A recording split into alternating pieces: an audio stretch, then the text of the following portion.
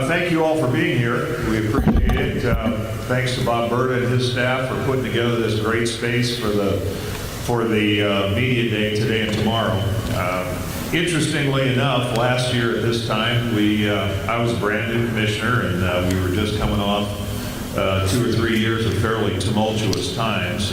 We were working very hard to sell the message of stability and strength and success, and I think probably there were some question marks after those 3 items, and to this year I think we can look back and say we've got exclamation marks after those 3 items. I think it's been a very productive year for us, and it has been a year that has yielded, I think, a growing measure of trust among all of our member institutions. It really feels like we're beginning to settle down a little bit. I've been here in the building about 30 minutes, and I haven't had a realignment question yet, which is the first time that's happened in the entire time I've been here. And so I really am looking forward to 2013, 2014, and then especially to 14 and 15 as we get into some of the new ventures that we're going to be working on.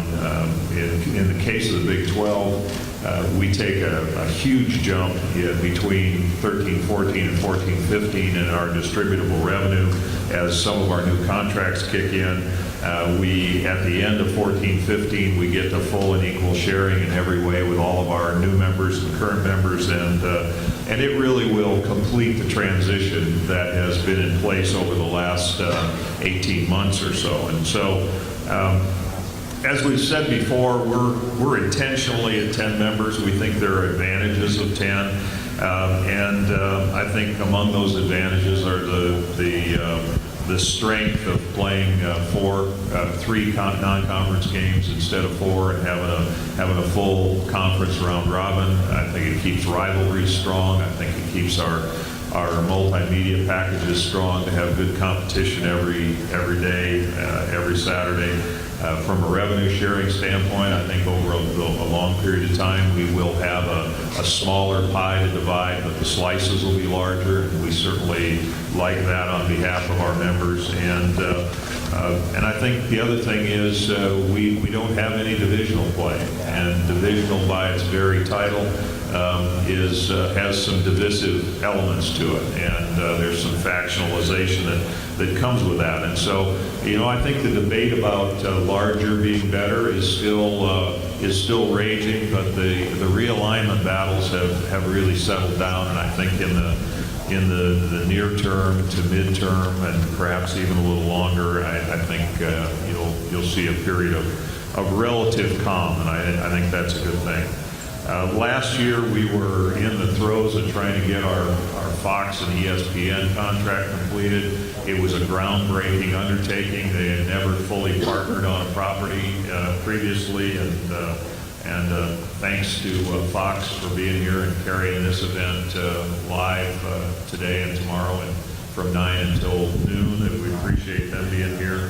I came in the middle of the Champions Bowl discussion last year, and it was a new model for a postseason bowl game that bore fruit for us in the SEC, but it had a lot of moving parts. We had to negotiate a TV contract and an articulation agreement between the 2 conferences. We had to go through the RFP process that eventually put the game in the Sugar Bowl. And so, we were excited about the opportunity because it's very different than what has been done previously in either of our conferences. We went through the grant of rights process that yielded a 13-year grant of rights. We went through the BCS college football playoff transition and moved from the visionary to the logistical, which is where we are now. And then we had to go through all the strategic aspects of putting together a new bowl alignment, which obviously the strategy took place last year, and the nuts and bolts and blocking and tackling of it are going to take place this year. We've got a number of those initiatives that are going to bleed into this year and that will cause us to stay pretty busy. We have some long-standing relationships with bowls, and we have some brand new ones. Some of the ones that we previously had in place in the new day will be structured differently.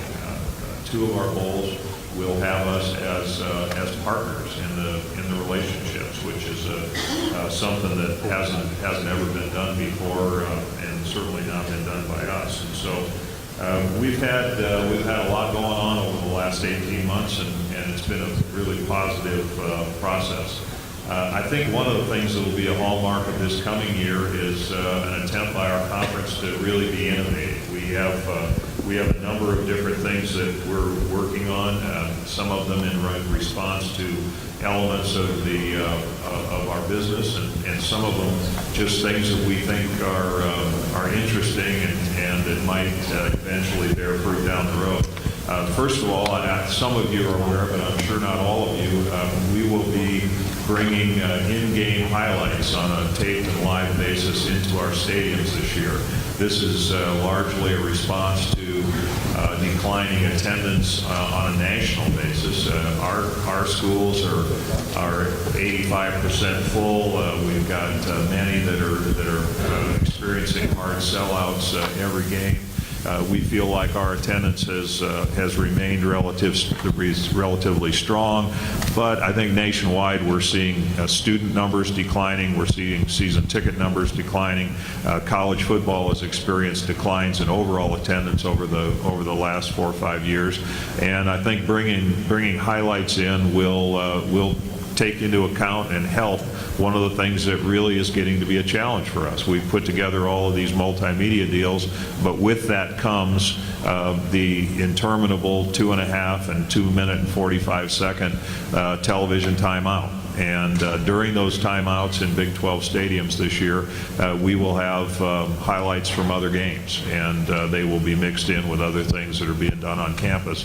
But I really think it's going to be a terrific thing for our fans, and I think it will be one item that will keep people from staying home in front of their televisions or watching on a PDA or in one way or another, saving time and money and staying home. And that is the trend. We see people that have a 60-inch television and they can have their mobile device with full Wi-Fi on their lap, no lines at the restroom, no charge for concessions. They can have a cold beer when they want to, and they don't have to spend 6 to 8 hours traveling to and from the stadium. And so it's something that we're very excited about, and we think that it will greatly enhance the in-stadium environment. Another thing that we're doing in the way of innovation this year is all of our teams will have an RF chip embedded in their shoulder pads, and this will allow, this is a partnership with an organization called Sports Vision. It will allow us to track players, their velocity, their path around the football stadium on a real-time basis. And we're, to be quite frank about it, not sure what we will do with the technology or what Sport Vision will do with the technology, but we think it's a very interesting innovation that developments in other areas outside of sports have accommodated. And so our guys will all have RF chips in, and it ought to be interesting to see how it evolves. And ourselves and the SEC and the Pac-12 are the 3 conferences that are undertaking that. The other thing that we're doing that is going to be an interesting experiment is that of the 8th official. We have experimented with it in during the spring. We've even experimented using an 8th official with a helmet cam to see what the vantage point is and how it might be helpful. This official will be on the offensive side of the ball in the backfield, roughly the equivalent location, but opposite the referee. This will be the person who places the ball in play. So you recall formerly the umpire was doing that from within the area behind the defensive line. This year that will be undertaken by the 8th official, and and this is really in response to pace of play as much as anything. But we're excited. We'll be the only league experimenting with the eighth official. We also have undertaken a very significant concussion research and prevention program that we think is altogether appropriate. We have developed a conference position statement that was developed by Ed Stewart and Murphy Grant, who is a sports medicine professional at the University of Kansas. It has been unanimously adopted by our administrators and by our football coaches. It is in conjunction with the position statement and the development of our conference protocols. We are working on a partnership with USA Football, which is an NFL undertaking that is intended to teach young people to play the game properly and to play it safely. The initiative is called Heads Up Football, and there is a link to it on our website if you want to get to the Heads Up Football link. But player safety is a very important element of what we're doing. The commissioners collectively actually took the initiative and sent directive to the Rules Committee that we wanted progress made on both concussive head injuries and the cumulative effect of repetitive blows to the head. And we've developed a public service announcement that I think we can run for you now, that will run in stadium and also within our telecast.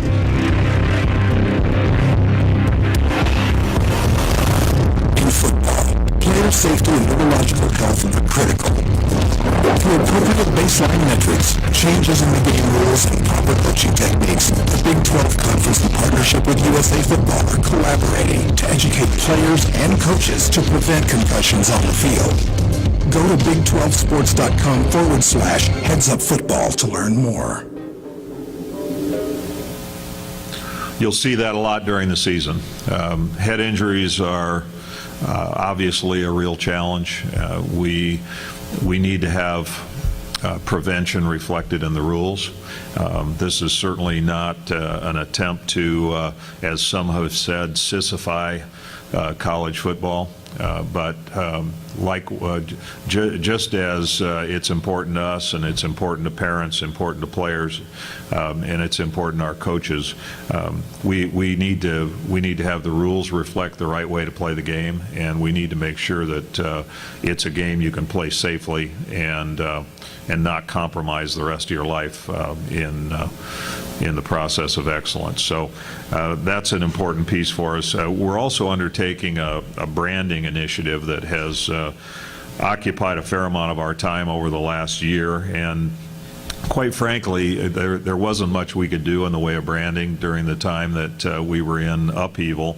And this is a process that has gone through the coaches, the administrators, the CEOs, and it's got a number of different parts. But we thought it might be fun to show you the logo that we're going to be working on.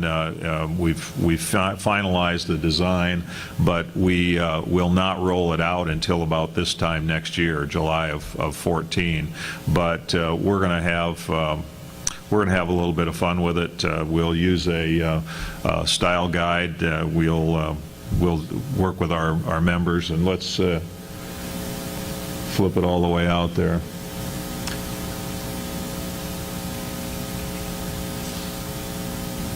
Apparently our video is not working just exactly like it's supposed to, but we've done some market testing. The folks that designed this logo for us is GSD&M in Austin. We had previously worked with them, and then the project had been suspended, and interestingly enough, we got back together with them, and they had some stuff they hadn't shown us, including a variation of this mark. But included in this will be a style guide that will describe how institutions will mandatorily use this on their campuses. We will have consistent venue placement, which we've never had before. We will also have it on all of our uniforms, which we haven't had before. And as I mentioned, the official transition will be next July. And the reason we chose to roll it out now is that it's going to be around on all the campuses all year, because this is a very large project, moving from the current logo to the new one. So I want to spend a little time talking just briefly about football, because we're all here for football. But before I do, I want to draw upon a little bit of the comments of Commissioner Slive last week, and just talk a little bit about the national landscape. I think there is a lot that's right about intercollegiate athletics. There isn't any two ways about that. I think all of us acknowledge it, but it gets lost in the processes sometimes. We've made tremendous progress, as an example, in the area of academics. Graduation rates in football and men's basketball are higher than they've ever been. We've made real progress over the last 10 or 15 years. It's now impossible to major in eligibility like you once could by taking the easy classes in every department, and all of a sudden by the end of your junior year you find that you don't have enough credits to graduate in anything. Satisfactory progress has been put in place that doesn't any longer allow somebody to take 24 hours in the summer and get themselves eligible. We now have contemporaneous penalties that are based upon institutional APRs, and thousands of kids have been brought to a college education as a result of the initiatives that have been undertaken. And I think all of us would acknowledge the extraordinary outreach that especially college football affords colleges and universities. And so there's a lot that's right about it. You go to game day on many of our campuses, and it's truly a celebration, and there's a lot to love about it. In this era of realignment, in my opinion, realignment hasn't been one of the real sources of pride for those of us in the business. I think in large measure we've commoditized institutions of higher education, and as I said earlier, I think in the near and midterm that's going to slow down, but it will never be viewed as one of our proudest periods of time in my estimation. But I think the biggest challenge we have is that our national organization is under fire. There isn't any question about it. And yet, I'm not hearing anyone say we ought to find another organization. I have not heard from a single commissioner or even athletic directors on an individual basis that they believe another organization other than the NCAA is the right approach for us. Why are we where we are? It's hard to say. I guess it's the cumulative effect of a long period of time. But I think what we've done essentially is we have tried to accomplish competitive equity through rules and legislative changes, and it's probably not possible to do that. I think we've permitted or even sometimes encouraged institutional social climbing by virtue of their athletics programs, and I think the fact is we've made it too easy to get into Division I and too easy to stay there, and I think it's virtually impossible right now to configure legislative proposals that have any chance of getting through the system intact that would accomplish anything in the way of meaningful change. And I think all of us are feeling that. The 5 major conference commissioners met about 6 weeks ago to talk about these issues. I think we're probably making some progress, but I don't know that we can keep doing what we're doing. It's bad grammar, but a good concept, and if we always do what we've always done, we'll always get what we've always got, and that's kind of where we are right now. And I think we need to do some things to change it. And I don't say this to be critical of President Emmert or leadership. I think relative to the academic things, Miles Brand got a lot of those academic initiatives started, and they've certainly considered continued under Mark Emmert's watch. But I really do think we need to reconfigure the leadership of the organization. I don't think that we can, at this point in time, move forward, and we certainly haven't been able to configure an agenda that made the changes that we need to make. I think we need to re-engage practitioners, ADs, commissioners, people that work in athletics every day. I think it's unrealistic to think that people that spend hours a month on athletics can come up with the right agenda and have the time to move it through the system. So I really think the time has come to think about federation by size and scope and equity brought to the system. There are about 75 schools that win 90% of the championships in the NCAA. And we have a whole bunch of others that don't look much like the people in our league, but yet they're, through rule variation, they're trying to compete with us. And I think it may even be time to look at federation by sport. It's probably unrealistic to think that we can manage football and field hockey by the same set of rules. And so I think some kind of reconfiguration of how we govern is in order. I think we need to think a little bit about reevaluating our core purpose. The NCAA has gotten to be an organization that has a very broad ranging responsibilities and oversight, and I'm not sure we're doing as good a job with some of the core competencies as we need to, and perhaps a narrower focus would help. I think CEOs and ADs and commissioners and others have to really thoroughly engage and effectively restructure the enforcement process. We are, without the power of subpoena or the weight of perjury, we are not getting to the bottom of anything in the way of the enforcement process, and there are great people involved in it, including my colleague Britton Banowski, who's here in Dallas, and he and I have talked a lot about it. He does a wonderful job with it, but in large measure, I don't know that meaningful enforcement can take place under the structure that we currently have. And so, you hear coaches say all the time and administrators say that others are cheating, but when you ask, who are they? What are they doing? When did they do it? What are the details of it? More often than not, you don't end up with much. So, I think the fact is there are a small minority out there that are bending the rules and doing things that are inappropriate, and it's not the majority. I think there are great people in this business, and I think they really care about the well-being and health of the student athlete, and I think that really has got to be our foundational value. Is unfortunately we frequently and perhaps consistently make decisions for that are inconsistent with the values that we espouse. Our actions and our aspirations are not fully in sync, and so there's plenty of work to do, and I have to say one of the reasons why I took the commissioner's job was because I'd like to have more to say about that national agenda, and would like to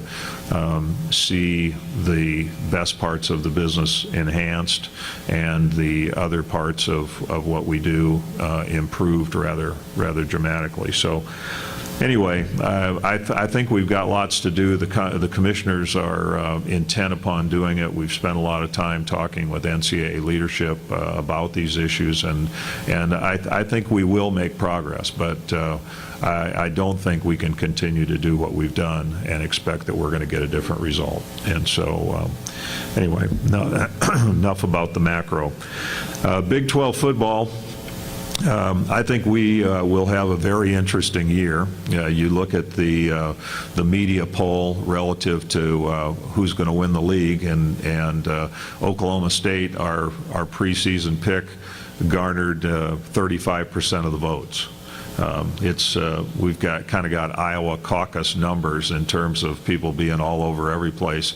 I think the second place team got 19% of the first place votes or something like that, as compared to Alabama getting something over 75% of the votes in the SEC. I think it'll be a very interesting year. Our champion, and many of you probably know this, but our champion the last 2 years was picked in the second division of our conference. I think they were both picked sixth, Kansas State and Oklahoma State. So we have great competition. I think the round robin makes for great games every week.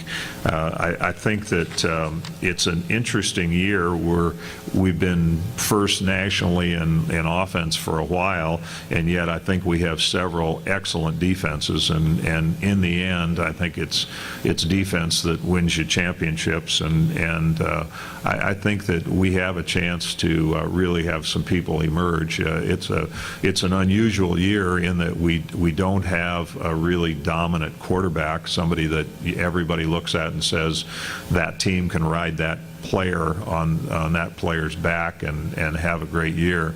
There are lots of, there are some schools that have got a very large number of returning starters, which is typically a good indicator. They tend to be, the best depth tends to be on the defensive side of the ball, and yet I know we've got great athletes on the offensive side of the ball as well.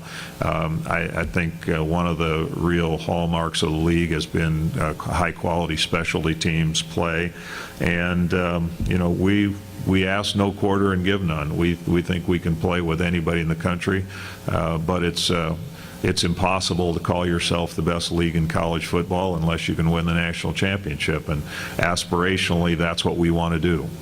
We want to do it this year, and we want to do it every year. And our schools are investing in the kinds of tools that it takes from high quality coaches and not just head coaches but coaching staffs as well. As you've seen, we have a lot of people going from our league as coordinators or assistant coaches to head coaching positions. So there's wide acknowledgement that we have terrific coaches. We've got great young people, and I think we're going to have a year that's really going to be special. So let me stop there and address your questions. Okay, question on the side. And again, your name and your affiliation, please. Bob Denistad, CBSSports.com. You mentioned about the NCAA and the commissioners. How much consensus is there among, especially the top 5 BCS commissioners, about what you just said? I would say unanimity. Yeah, I have some hesitation in saying that, Dennis, because I don't want to put words in anybody else's mouths, but I believe my comments are consistent with those that Mike Slive made last week, and I think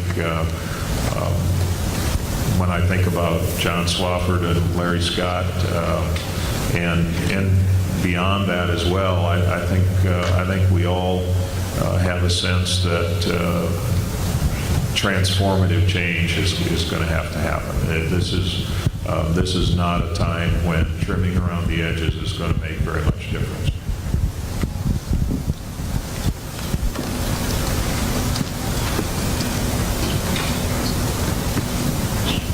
We have a question on the far right-hand side.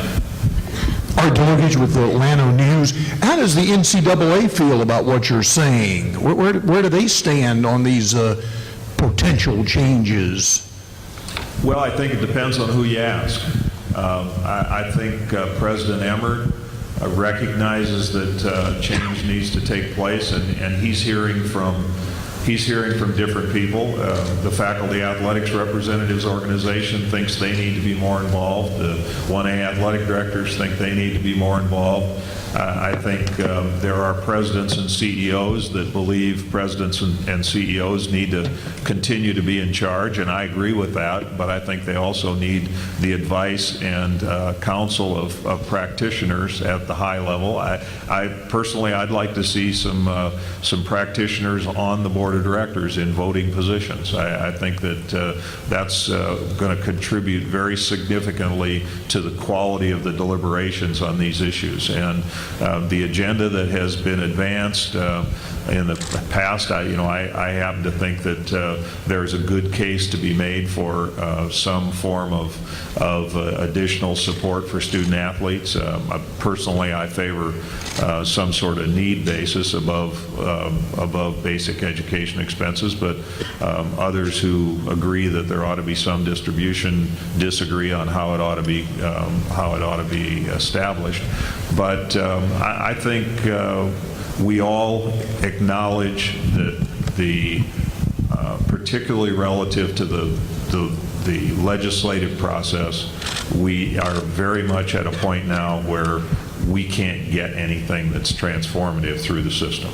And I think that's particularly felt by about 7 or 8 conferences and the 5 major conferences in particular. It is just very difficult to do anything that would benefit our student athletes or our institutions that doesn't get voted down by the larger majority. It's just it's a very difficult process, and we've had one institution, one vote. We've had a more representative form of governance, and both of them have been incapable, unwilling, or unsuccessful in making the changes that are required. So I think we all acknowledge that change is necessary. There's a broad debate on what change and who gets affected by it. Question on the outside left. Barry Trammell with the Oklahoman. Bob, you said it's very difficult to get anything substantial passed now. I would assume that goes double for the kind of change you're just calling for. Is the threat of secession the only thing that really can get this put through?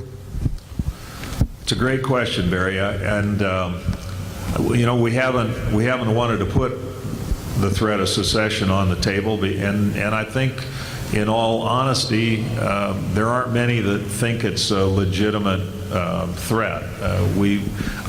I'm very sincere when I say I haven't spoken with anyone in the business that seriously proposes we should go find another organization.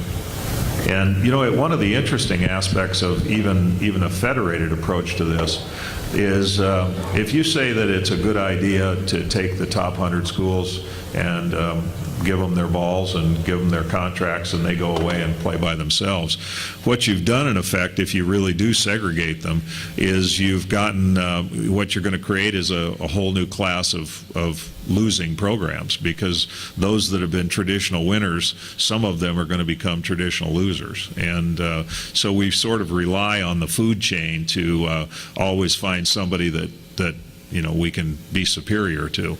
And so I don't see secession as a legitimate point of leverage, except as a last resort. I really think that leadership and the rank and file believe that there's a solution within the NCAA, and it's been along those lines that we've had the conversations. Could that change to something that's a little more harsh down the road?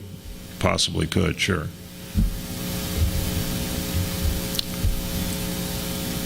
Great question. On the way back, and then we'll come up to the front. Bob, Chip Brown with Rivals.com. Can you talk about the 4th division and if you think that's the approach that should occur within the NCAA? Well, it depends on whose 4th division you're looking at, Chip. There are a lot of different models out there. It's always about the people at the margin too. There are a lot of people that'll support a given proposal if they're included rather than excluded, and I think therein lies the difficulty in all of this. If you begin trying to put together homogeneous groups, somebody gets included and somebody gets left out. And usually it happens along expenditure lines or competitive lines or revenue distribution lines. And wherever you draw those lines, you have, if they're bright lines, you have controversy. And I think there, it goes back to Barry's question earlier, that that may be the basis on which you think about some group that's set off by themselves, either under the structure or outside the structure. But I just don't.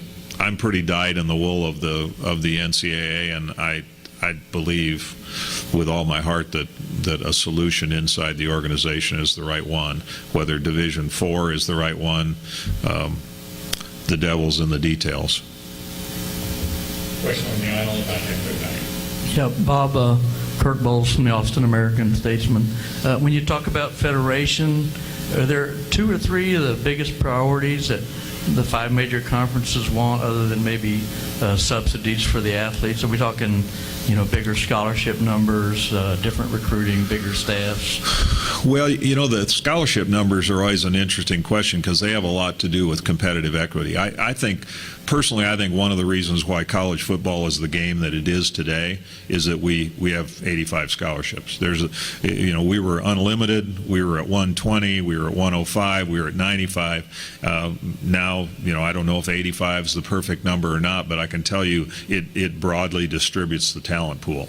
And so when you start talking about scholarship allocations, you're really talking about whether or not you're going to have a lot of people competitive or you're going to have a few people competitive with a lot of good players sitting on the bench. And so, that part of it, I haven't heard that anybody's advocating larger numbers. I do think that the Big 12 and other conferences like us would advocate for some form of additional support to student athletes. And it wouldn't be just support for football student athletes or basketball. I think if you apply any form of the labor theory of value, you can make the case that the football players don't work any harder than the wrestlers or any harder than the swimmers or the track athletes, and they have the blessing of an enduring public. There is the issue of full stadiums, but if you just base it upon doing the right thing for kids that are working their tails off, you do it for all student athletes, and I think federal Title IX requirements wouldn't allow you to do otherwise. So I do think that's one of the places where that could happen, and I think I think it's more having a system that if you identified a proposal that would make some sense, that you could put forth the proposal, you could have it amended and considered by people who are like-minded or in like situations, and expect that it could be voted up or voted down. And it's almost impossible to do that today. Now, the chance is we could make it worse. I mean, it's theoretically possible to make it worse, but it's pretty gridlocked right now. Chris Haynes, WWVU-FM. Do you feel it is important for Big 12 teams to play SEC teams in bowl games and in regular season games for the Big 12 to take a step to becoming the best conference in college football? I don't think you can be the best without playing the best. And we have the arrangement in the Sugar Bowl that will, in most years, have us having a Big 12 team playing an SEC team. We will also likely play the SEC in at least one other and probably two other bowl games. And so we believe in the best playing the best, and I don't think you can lay claim to it unless you can beat them. Anything further before Commissioner? Got a question on the side, right-hand side. Put your hand up, if you would, there we go. Can you hear me? Okay, Mike Pereira with Fox Sports 1. Probably a little surprised that my question is going to be about a penalty and a rule. But in light of the fact of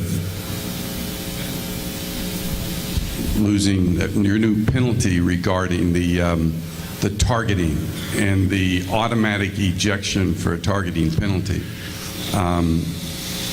it seems to me with the potential of the 2011 lawsuit possibly going to a class action suit paralleling what's going on in the NFL with the 4,000 players who are suing the NFL, it seems to me that this step of automatic ejection is a statement somewhat from the NCAA in terms of the importance of player safety. And I have always thought that the NCAA was more aggressive in player safety matters than the NFL. But are you, as commissioners, at all concerned about the consistency of how this ejection will be enforced? Because it's not just an issue potentially in the actual game where the player is ejected, but if it's a second half act, it will carry over to the next game in the first half, and there are going to be those that are called that lead to ejections and those that are not called that won't end up in being ejections, obviously. So are you concerned with the consistency and the ramifications competitively wise over this penalty?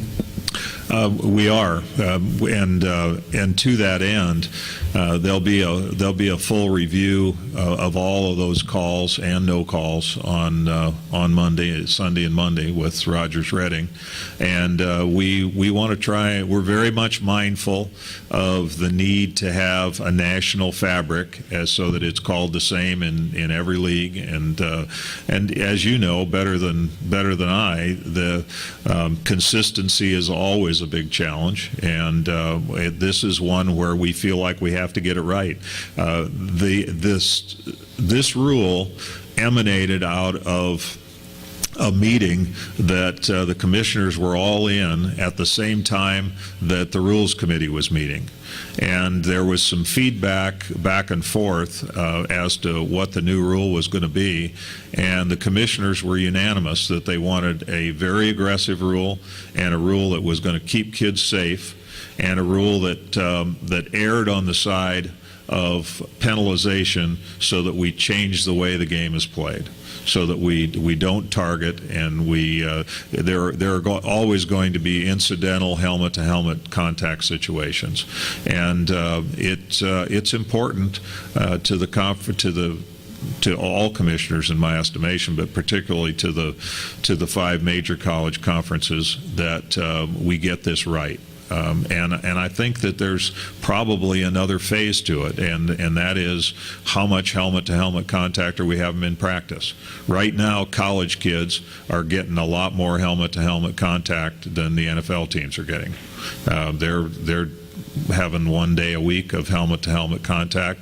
We typically are having more than that. Now, a lot of times it's helmets and shells, and you're not going full contact even 1 day a week. But it's yes, consistency is very much a concern at the time and also in follow-up. But we believe that aggressive management of this situation is warranted, and that we need to make sure that we do what is necessary to take the targeting and helmet-to-helmet contact out of the game. Okay, Commissioner, thank you very much for your comments and your answers to the question. Thank you all.